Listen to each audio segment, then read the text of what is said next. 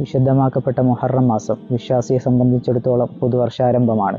ജാഹിലിയ കാലഘട്ടത്തിൽ തന്നെ മുഹറം മാസത്തിന് വളരെയധികം ആദരവ് കൽപ്പിച്ചിരുന്നു. നബി സല്ലല്ലാഹു അലൈഹി വസല്ലമ തങ്ങൾ മുഹറം മാസത്തെ വിശേഷിപ്പിച്ചത് ഷെഹറുല്ലാ, അള്ളാഹുവിൻ്റെ മാസം എന്നാണ്.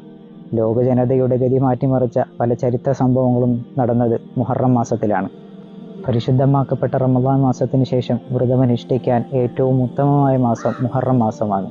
പ്രത്യേകിച്ച് മുഹറം 9 താസുആ ദിവസവും മുഹറം 10 ആശൂറാ ദിവസവും, അതുകൂടാതെ മുഹറം 11 പ്രത്യേകം നോമ്പെടുക്കൽ സുന്നത്തുണ്ട്. മുഹറം 10 ആശൂറാ നോമ്പ് അനുഷ്ഠിക്കുന്ന ഒരാൾക്ക് മുൻകഴിഞ്ഞു പോയ ഒരു വർഷത്തെ പാപം പൊറുക്കാൻ കാരണമാകുമെന്ന് നബി സല്ലല്ലാഹു അലൈഹി വസല്ലമ തങ്ങൾ പഠിപ്പിക്കുന്നു.